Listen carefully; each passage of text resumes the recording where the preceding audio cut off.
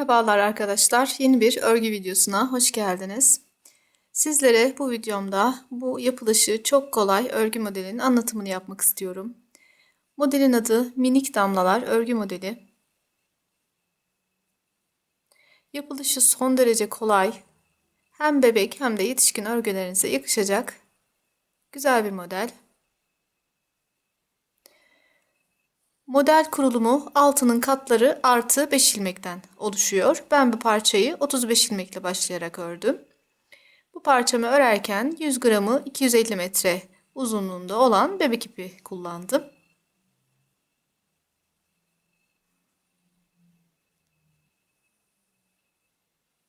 Modelimiz ters ve düz örgüden oluşuyor. Sadece motiflerimizi oluştururken yaptığımız farklı bir işlem var. Gerçekten yapılışı son derece basit. Örgüye yeni başlayanların çok rahatlıkla örebilecekleri, örgülerinde kullanabilecekleri bir model. Hazırsanız hemen yapımına başlayalım. Öncelikle şişimize 35 ilmek atıp 2 diş haroşa örüp geliyoruz. 2 diş haroşa ördükten sonra örgümün ön yüzünde modelimin ilk sırasındayım. Modelimiz her 5 sırada bir tekrarlanan bir model. İlk 4 sırada aslında yapacağımız işlem ilmeklerimizi ilmek yönüne göre örmek olacak.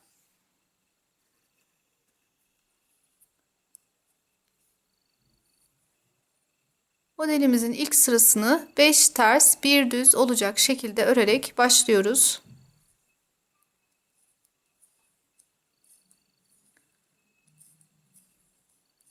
Beş ters 1 düz, 5 ters,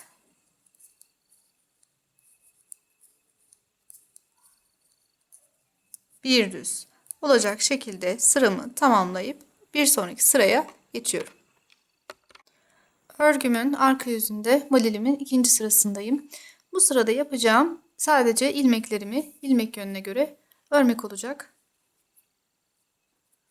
Yani bu sırada 5 düz 1 ters 5 düz 1 ters olacak şekilde ilmeklerimizi örüp sıramızı tamamlıyoruz.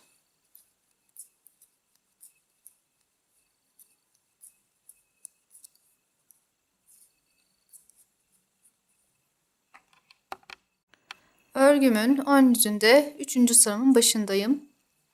Bu sırada da aynı şekilde yapacağım işlem ilmeklerimi ilmek yönüne göre örmek olacak. Yani sıramı 5 ters,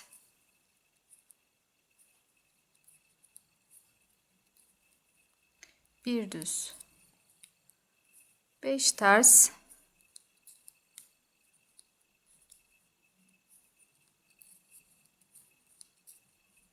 1 düz olacak şekilde tamamlayıp bir sonraki sırama geçiyorum. Örgümün arka yüzünde modelimin 4. sırasındayım. Bu sırada son bir defa ilmek yönüne göre örgümüzü öreceğiz. 5. sırada farklı bir işlemle devam edeceğiz. Yani bu sırada örgümüzü 5 düz 1 ters 5 düz 1 ters olacak şekilde örüp sıramızı tamamlıyoruz.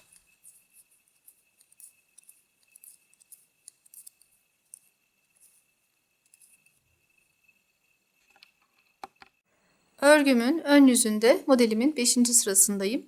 Bu sırada motifim tamamlanacak. Bundan sonra her 5 sırada bir bu şekilde motifimi tekrarlayarak devam edeceğim. Bu sırama ilk 2 ilmeğimi ters olarak örerek başlıyorum.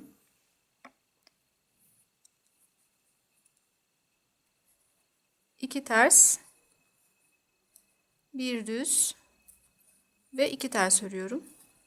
Yani bu aralardaki 5 ters ilmeği 2 ters, 1 düz, 2 ters olacak şekilde örmüş oldum ve başından beri düz olarak ördüğüm ilmeğime geldim. Bu ilmeğimi öncelikle şu şekilde çeviriyorum yönünü. Eğer sizin düz ilmekleriniz sizin ilmek atmanızdan dolayı zaten bu şekilde gözüküyorsa tabii bu çevirme işlemini yapmanıza gerek yok. Şimdi şişimi bu düz ilmeğimin ilk sırasına şuraya batırıyorum. Arkadan ipimi bu şekilde şişime takıyorum. Buradan çıkarıyorum. şekilde ve tekrar sol şişime bu çıkarmış olduğum ilmeği, ipi takıyorum. Ve iki ilmeği birlikte alarak yine düz olacak şekilde örüyorum. Burada ilk motifimi oluşturmuş oldum. Tekrar 2 ilmek ters örüyorum. 1 ilmek düz ve 2 ilmek ters örüyorum. Bu arada ördüğüm 1 ilmek düz bir sonraki motifimin başlangıcı olacak aslında. Motifimizi kaydırarak, bir sonraki motifimizi kaydırarak buradaki iki motifin arasına denk gelecek şekilde yapacağımız için başlangıcı burada olmuş olacak. Tekrar aynı işlemi uyguluyorum. Öncelikle ilmeğimi bu şekilde çeviriyorum. Bu düz ilmeğimin ilk sırasına şuraya şişimi batırıp ipimi buradan bu şekilde alıyorum. Ve tekrar sol şişime bu şekilde takıyorum. Ve bu çıkarmış olduğum ip ilmekle beraber ikisini birlikte örüyorum. Ve ilk motiflerim bu şekilde oluşmaya başladı. 2 ters, 1 düz, 2 ters. Araları da bu şekilde örüp bir sonraki motifimi yapacağım noktaya geliyorum. Bu sıramı bu şekilde tamamlıyorum ve arka yüzüme geçiyorum. Modelimin 5. sırasında ilk motiflerimi oluşturmuş oldum. Bu sıra aynı zamanda bir sonraki motifimin de 1. sırası olmuş oldu. İki motifimin arasında kalan şuradaki bir ilmekleri bu sırada örmeye başladım. Şimdi 3 sıra daha ilmek yönüne göre örerek devam edeceğim. Bir sonraki sırama arka yüzüme geçtiğimde baştaki 2 ilmeğimi bu defa 2 ilmek düz olarak örüyorum. Hemen yanında önceki sırada düz olarak ördüğüm ilmeğimi ters olarak örüyorum ve sıradaki 5 ilmeği düz olarak örüyorum.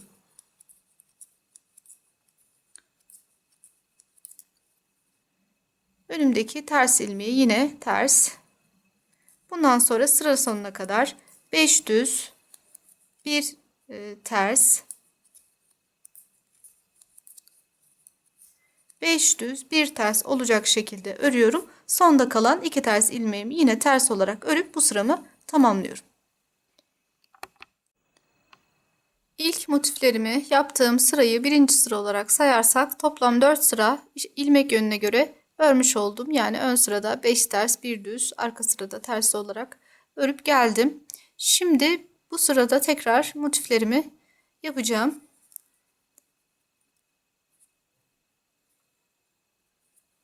Baştaki ilk 2 ilmeğimi ters olarak örüyorum.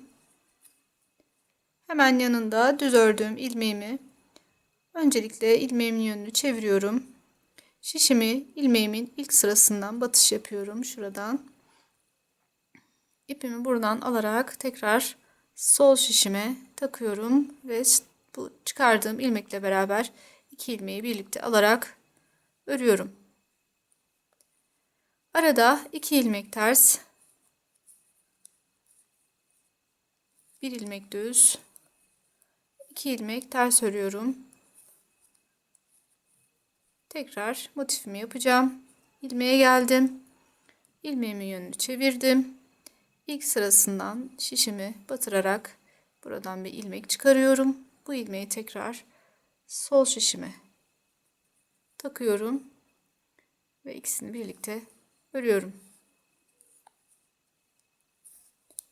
Arada 2 ters, 1 düz, 2 ters. Bu şekilde devam ediyorum arkadaşlar. Şöyle ilk motiflerim oluşmuş oldu. Bu sıramı bu şekilde tamamlayacağım. Bundan sonrasında da ilk motifimizi oluştururken takip ettiğimiz sıraları takip ederek bir süre daha öreceğiz. Biraz daha örüp motiflerim ortaya çıktıktan sonra son halini sizinle paylaşacağım. Model çalışmamı tamamladım arkadaşlar. Bütün örgülerinizde kullanabileceğiniz, gerçekten yapılışı çok kolay, güzel bir model.